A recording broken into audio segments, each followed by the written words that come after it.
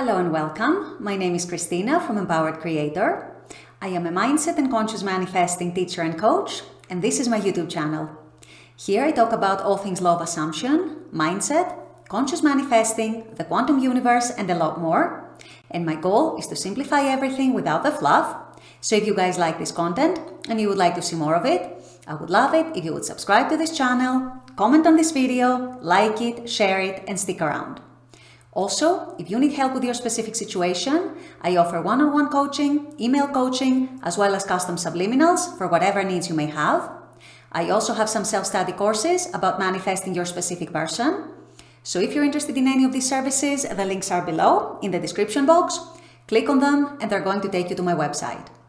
With all that being said, let's dive into today's video.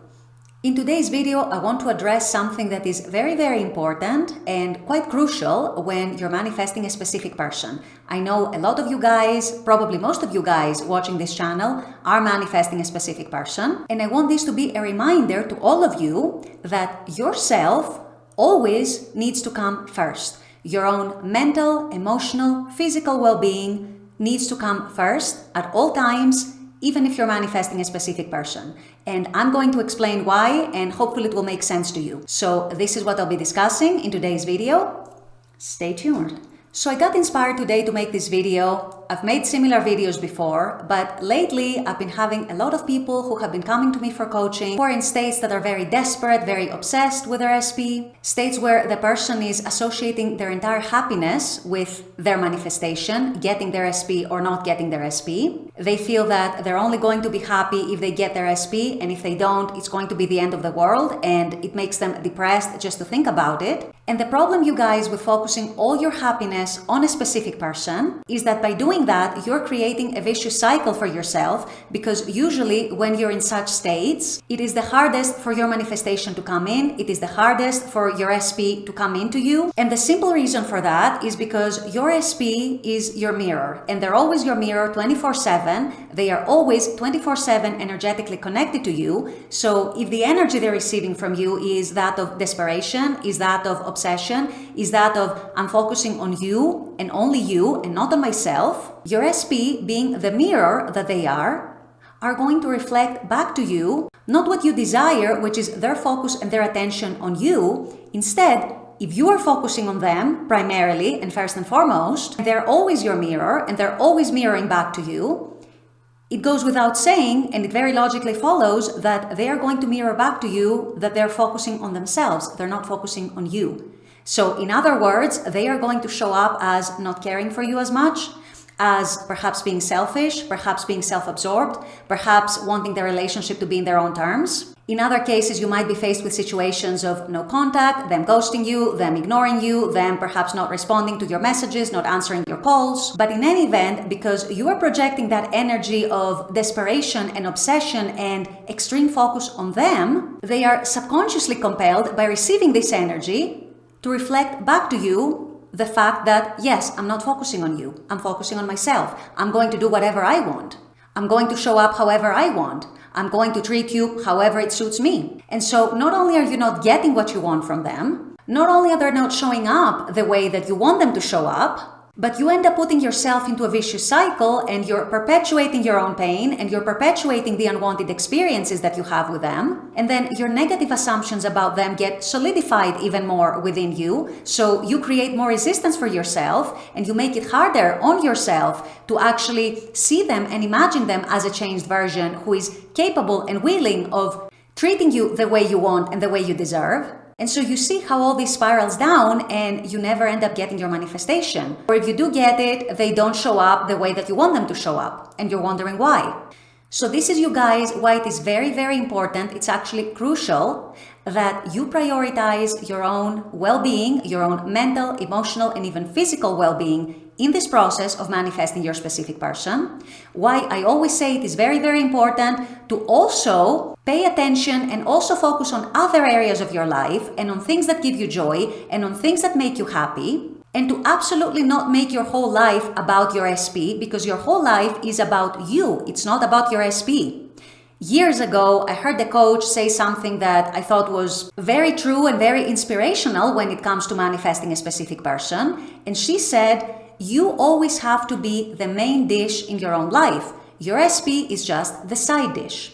That doesn't mean you don't love them. That doesn't mean you don't like them. That doesn't mean you don't pay attention to them. That doesn't mean they don't have traits that you admire, that you love, and so on. That doesn't mean you avoid them. That doesn't mean you don't spend time with them. This is not what I'm saying. All I'm saying is don't make your SP the center of your happiness. Don't make your SP the center of your life. Keep them as one part of your life, one part of many, perhaps a very important part of your life, of course, but don't make them the main part of your life. Don't associate your entire happiness and your entire well-being with them and with how they're showing up and with whether they're going to manifest or not, whether you're going to be in a relationship with them or not, and so on. Remember what I just said earlier in this video, they are always your mirror and they're always energetically connected to you. That means when you start focusing more on yourself and all the areas of your life that you want to develop and that you want to improve, and your SP becomes just one of those areas of your life, but not the entire center of your life, it is much, much, much more likely that they are going to come towards you. Why? Because if they are your mirror and you're focusing on yourself and your well-being, they will likely be subconsciously compelled to also care about your well-being and to mirror to you that they also care about your well-being. They care about showing up right for you. They care about taking care of you, and so on. I've said before in other videos, and I'm going to repeat it here, everything is energy. Everything has to do with the energy that you project.